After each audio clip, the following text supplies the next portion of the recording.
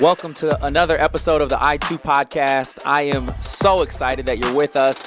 And as always, I'm excited because we get to hear stories. We get to talk about the influence that God has given every single one of us and see how we can maximize it, use it to be a part of the impact that we're all called to have in our world. And today I'm excited to bring a fresh, new individual to the podcast, somebody who I've just been getting to know a little bit, and even in our short, brief time leading up to this podcast, having some conversation, learning so much about Alexi Wellman. And Alexi, so excited to have you here. Thanks for being on the podcast. Thank you, Josh. This is actually just a blessing for me to be a part of and support your guys' cause and Abide. It's so cool. You've been connected for a little while, and I have to say you're probably one of my favorite guests so far, because before the podcast, you said that you've listened to every episode leading up to this point and stuff, and you just don't know, the impact that it's having, but it's pretty cool to hear you just talk about it. Well, it's my pleasure, because you find those tools that, like you said, that can have an influence on others, and Yep. This for me is just a great way to be able to share things in conversations and then connect it back to something bigger. So cool. So. I'm excited to just talk about some of the work and impact you're having even today, but I love to start just kind of personally, and I know you have a family. Just talk a little bit about your family, and then I would love to jump into just some of your story and how you got to where you are today. Okay, sounds great. So I am a mother of 3 children.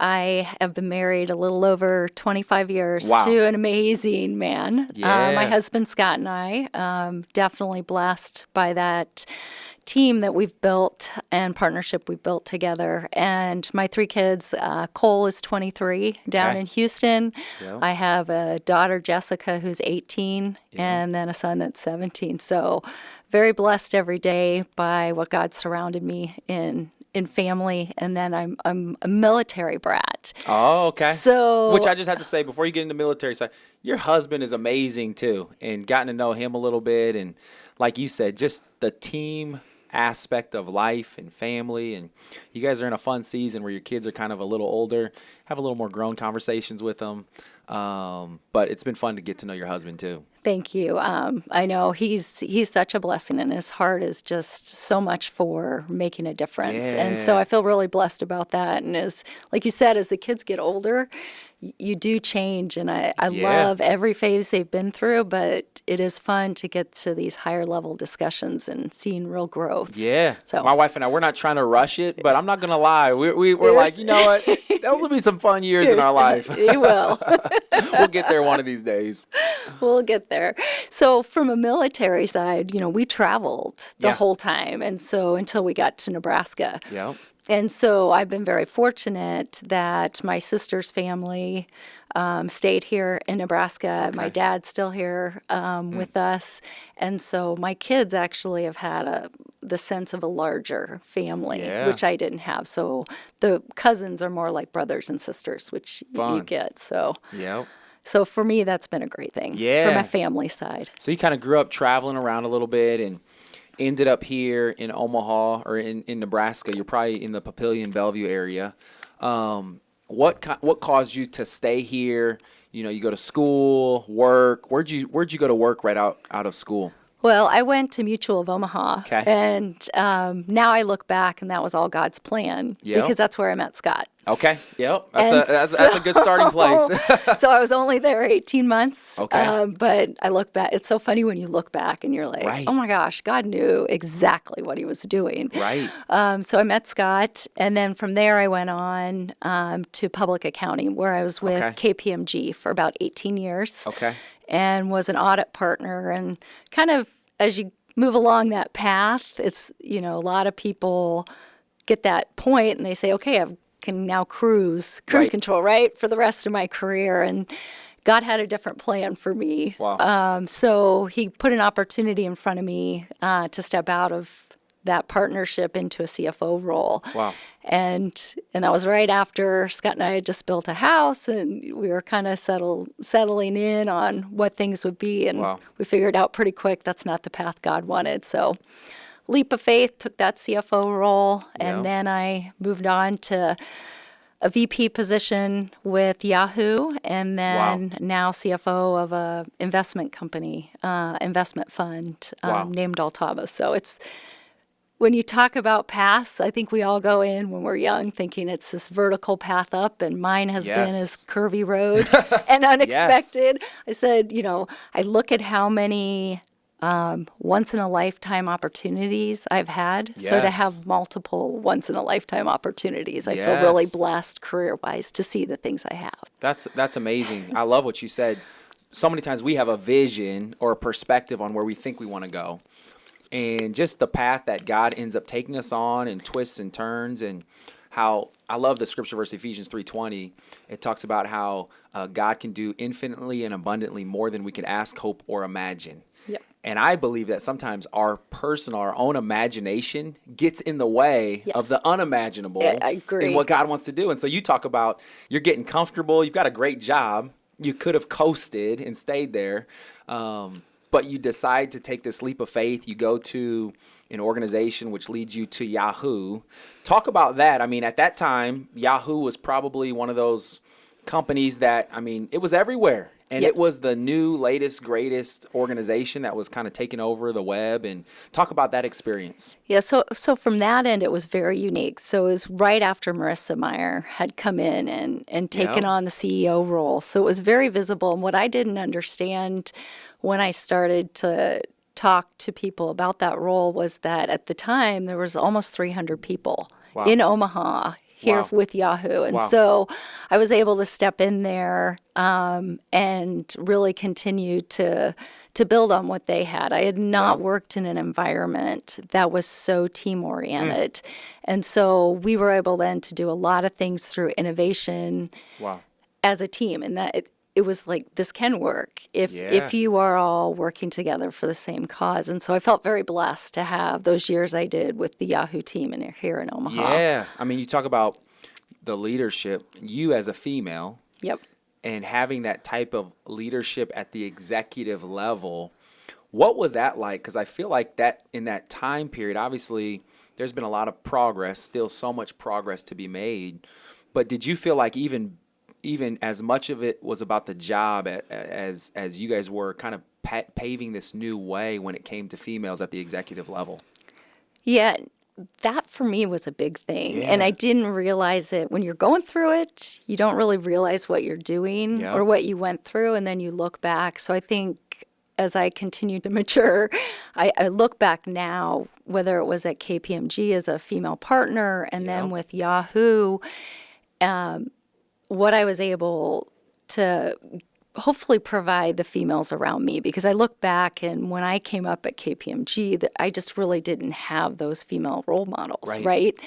To have, I know you can't have it all, but to be able to be a business leader and follow your career passions, but still be the mom you want to be and the wife you want to be, and all the pressures that we put on ourselves as females. You didn't really realize it until I started looking back. And so for me, it was a huge opportunity, especially by the time I got to Yahoo. I think I had a deeper understanding and appreciation for hopefully that I could impact those around me, that they could say, you can find ways to do this, and there are ways to do this, and be faithful in what you're doing. You don't have to give up your dreams.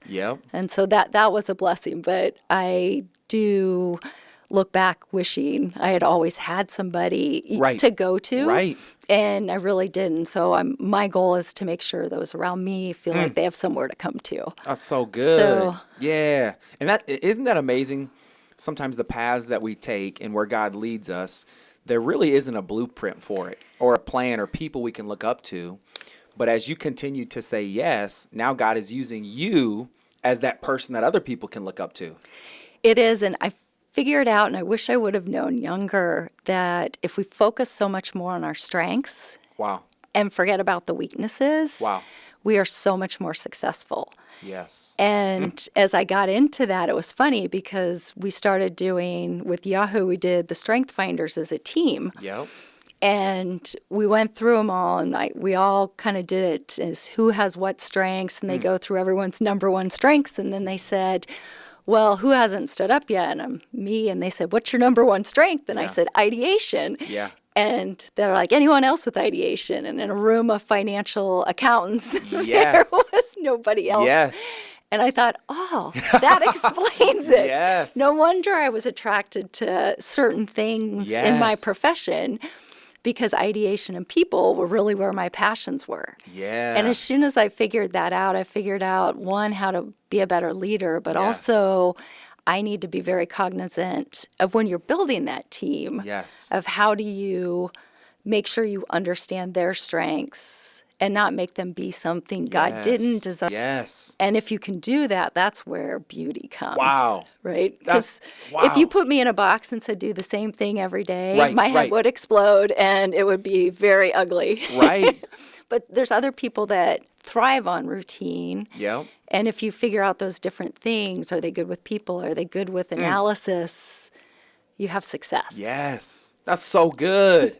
And I love it for a couple reasons, but one of the reasons is when you think about accounting, when you think about somebody who's, playing a CFO role, there's a stigma. And you think they're these people that just kind of do the same thing over and over and just want to crunch numbers, and we've all been around enough people Yes. like that. But you're totally outside of that mold, and your strength of creativity and ideation and wanting to see new combined with your skill set, you really were blazing a trail in so many different ways. And I can speak about my own story, the struggle between these different worlds I've lived in, from being a pastor to a nonprofit leader to some of the seats I've gotten to sit in from my role in playing basketball at Creighton. And sometimes I ask God, just let me be one thing, but I don't know if I can handle being all these different things.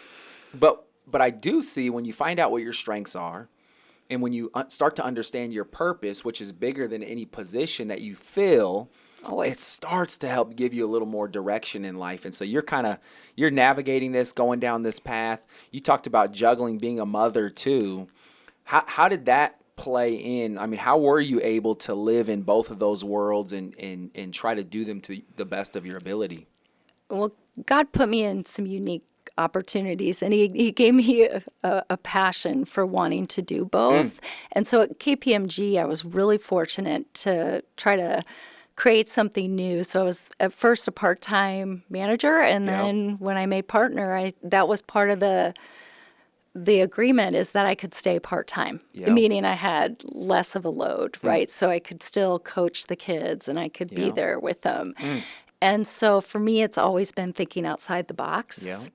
And how can you do ideation? Ideation. How can you do things Yeah. smarter, faster, better? Yes. Because for me, it was always an equation. If I'm going to be doing this, it needs to be worth the time away. Yes. And so to me, time is like the most precious thing you have. And so the more I could figure out how to be effective in everything I did, it allowed that time with the kids and the family. And so for me, it was important to coach growing up, Yes. all my kids Wow. at different stages. So I can't help but think, when I hear your story, God equips us for what he calls us to do. Yep.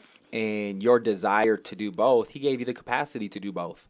For some, he gives the capacity to stay at home, for some to be at the office, for some to play multiple roles and different hats at different seasons.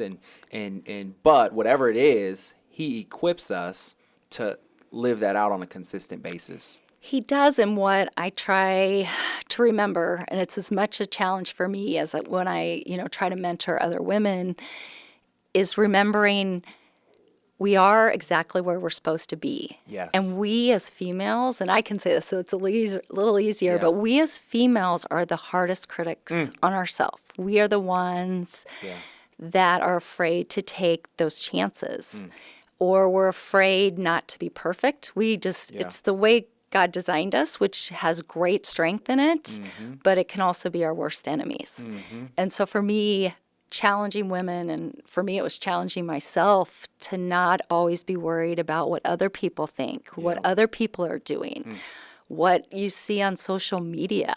Yep. I think nowadays people pick up the Facebooks and the different type of medias and they're like, oh, but I'm not doing that. Right. So I'm less You're right. than that. Yes. And we're not here to compare.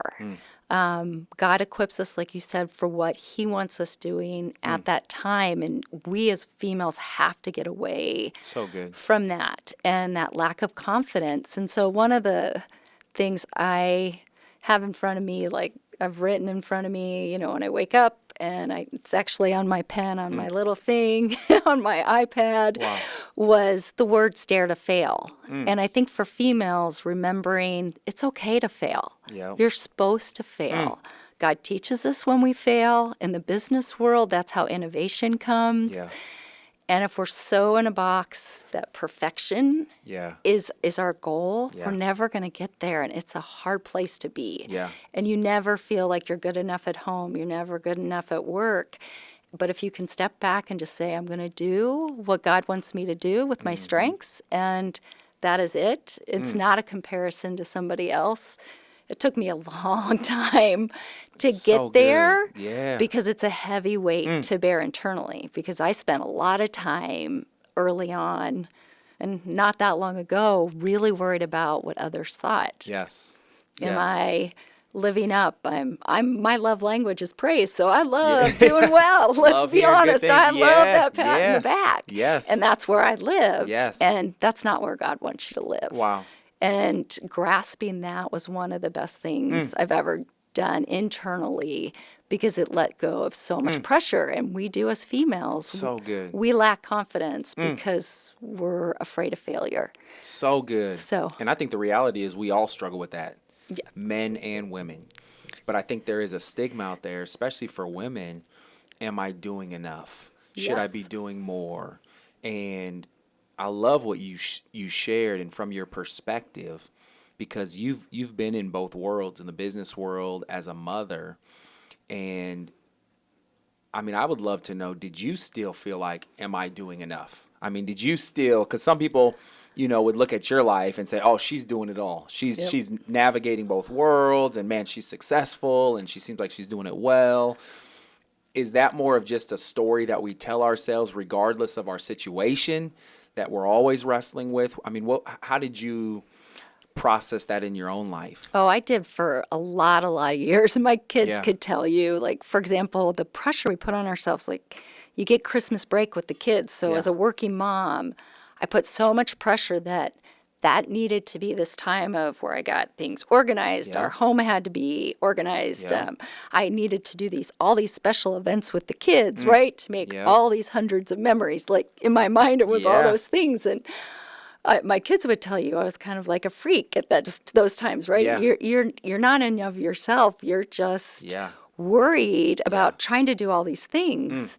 And so, I was like, well, if I'm going to work, I need to make sure I need to be doing these things. Otherwise, I'm not doing what I'm supposed to be as a mom. And so that pressure was there very Yep. much when the kids were younger. And I think probably just really in the last 5 to 7 years, I finally have started to let go of that. Yeah. And just enjoy the moment where we're at. And it doesn't need, what I'm learning with your kids is doesn't need to be the big things. Yep. Yep. And I think that's almost what God was trying to teach me, not just with my kids, but in everything. Wow. Right? It's not the big things that we do to make impact Right. and find the influence that we want, but it's those small things. Yeah. So good. And that you don't even know until later on, or you may never know. And so with the kids, now that they're getting, like you said, getting a little older and you're having bigger discussions, you're like, it was never the big things Wow. that mattered to them. Yeah. It was like these little things. Yeah. And I'm like, oh, if I wouldn't have Wow. worried Wow. for so long. So when I talk to the younger moms, I'm like, let that go now. Because if I could have looked back, and I know God put you on the Yes, journey, but I'm like, yes. if you could take that weight and let go of that sooner, Yeah. oh, girl, you'll be Come so on. much better. I feel like that is such a word of wisdom and maturity. Because I think when we're young, it's like, I want to change the world. And we still do. Yes. We've got influence. We want to have impact. I mean, that's what this podcast is all about. But a lot of times it is those little things. And it's a result of a lot of little things that lead to impact in somebody's life, in somebody's workspace. And what you're saying, I mean, I hear you saying out there, specifically for women, is where you are is where you need to be. Yes. And you're enough where you are.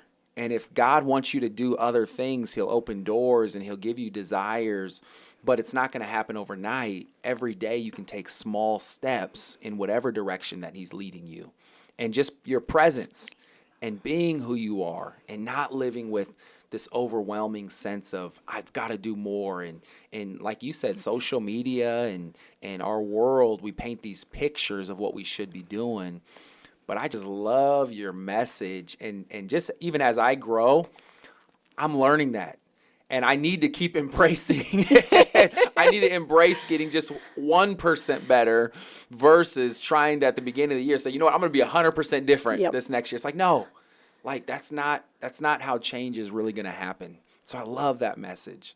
Talk about your faith journey, because that's a huge part of the message you're sharing right now, the work that you've done.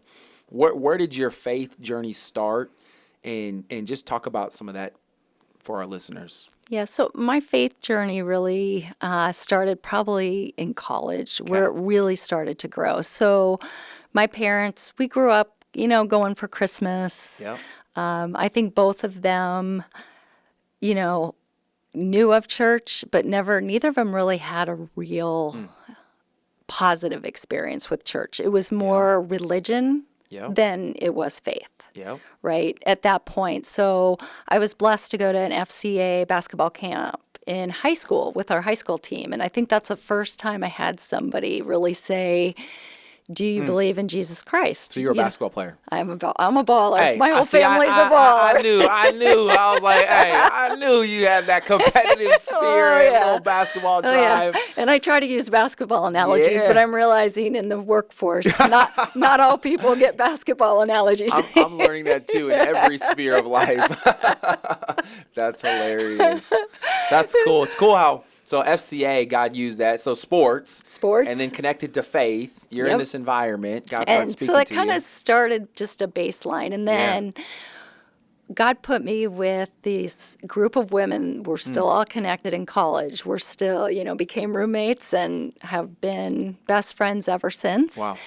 And we all came from different venues of faith, but we really grew through Campus Crusade and FCA in college, and it really opened my eyes to some things I just didn't understand faith and relationships. So my college years were some really, what I would call kind of that elementary years in your faith, where you're just learning the basics, but you're learning what faith looks like. And you've got a community of people that you're growing with. That you felt safe in. And so I've been very blessed. I call them the chicks, because our house was called the Chick Factory. Yeah. So, so the chicks and I really have been able to support that. And so that was kind of a baseline for me. And then as you think you're where you're supposed to be, and then you start walking that path. And again, for me, I was blessed to meet Scott, and we had our first child, Cole, and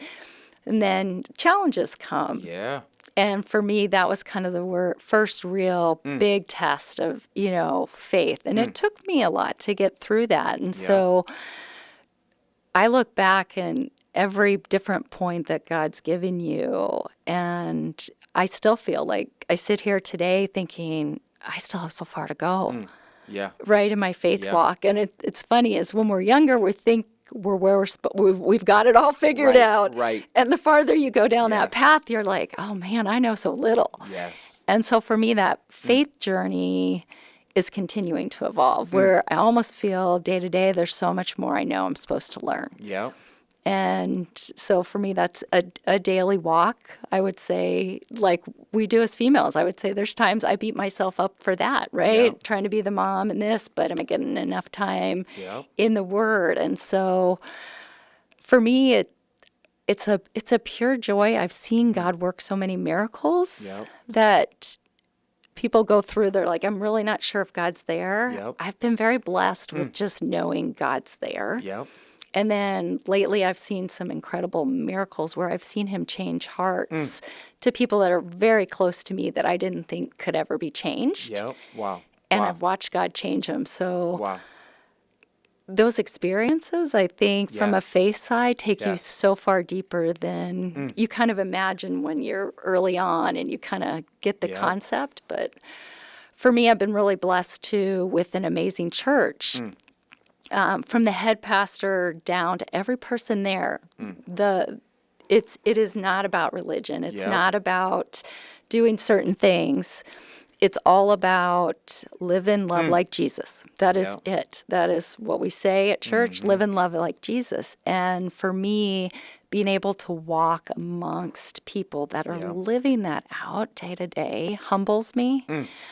But I've grown so much with it. Yep. So, I absolutely love your pastor, Pastor Scott, yes. Calvary Christian in Bellevue, one of the most humble individuals I know and just a humble leader. And he's impacted my life over the years. And the community that you've built, he's built, the church has built over the years. You know, you talk about in the early years, the chicks. Yes. and that community God surrounded you with, and now your church community. And I love to, you speak from such a place of maturity, because I just have learned the older we get, the less we know. Yes. Amen. And we're aware of that. Oh, yes. And your desire to continue to grow and learn, and your experiences with God now give you a perspective on what God can do in lives and hearts and in communities as a whole. And we're all on this journey. And I say all the time, you know, following Jesus doesn't happen in a day. It happens daily. And so every single day, we're not just focused on what we're doing and getting better with our skill sets, but in who we're becoming. And our faith and our connection to Jesus is the primary source of the change that takes place in all of our lives. Yes, So definitely. I love hearing that. How about your passion? Because, you know, I think with your work experiences, with your family, with your faith, God gives us passions. And in different seasons, I think those passions, you know, ebb and flow. But in this season, I mean, what would you say, like, your passion is with all that God has given you? I really have two passions. So if Yep. it's from like a faith and community standpoint, one of my passions is single moms, and Yeah. especially those that have had such great strength to come out of unhealthy situations, to remove themselves and children. That strength is amazing to me. Yep. And so I have found I have such a heart for that situation. Yep. And God's, you know, blessed me with opportunities, like you said, starting with some small things Yep. that have turned into some great relationships. There's an individual that through our church, she had gotten out of a relationship very, you know, early 20s with two young children and out of an abusive relationship. And I look at her now, you know, it's probably 3.5 years later, and she has remarried to Wow. a Christian man. They're actually in Washington State now. Wow. He is with the military. They have a baby. And to see that literally right now, even to talk about Wow. it gives me Come goosebumps on. to see God change that for a woman to have that strength and to Yes. know what they're going through. Because I honestly could never fully appreciate what Yep. they are going through to build that strength to step out of something. And so for me, single moms are a passion. Wow. Because it's hard for me to be a mom. And I have this Right. amazing husband sitting next to me. Seriously. Yeah. I think of Yeah. single moms or single dads, and it's not just moms, but a single parent Yes. trying to do that, they amaze me. Yep. I mean, I don't know how they do it because it's amazing. So for me, that's a passion, is to find creative ways to help and build in that community. Yep. And then from a work side, I've been also very blessed that I have a passion, as I said, for ideas. So innovation to me is just thrilling. Yes. And so I've started to get involved in the startup community here in Nebraska and tech companies specifically. Those are coming up with new ideas that are really making life-changing progress. And so that's a passion for me too. So it's so funny, people have asked through that and getting to meet companies, and they're like, well, how did you find them? And I mean, I look at them and I just say, God. I'm like, God has me on some sort of ride. I don't know if it's and I've told people if it's a Ferris wheel or it's a roller coaster. Yes. But I finally am just stepping back and not making it about the path that I Yes. have. I'm just letting God Yes. drive the ride. And Yes. so I don't know where it's going to end, Yes. but it's a good feeling knowing where you feel like you are where you're supposed to be for the moment. Yes. I love just the different passions you described and in your life, because I talk about all the time, purpose isn't just a position. It's transferable to every environment you're in. And so whether you're working with single mothers, whether you're working with startups, whether you're at home, whether you're at your company, I mean, whether you're at your church, you get to live out your purpose. I'm curious, do you have a purpose statement, or do you have a sense of what you feel like your purpose is, at least in this season? Because I know it's always evolving and changing too.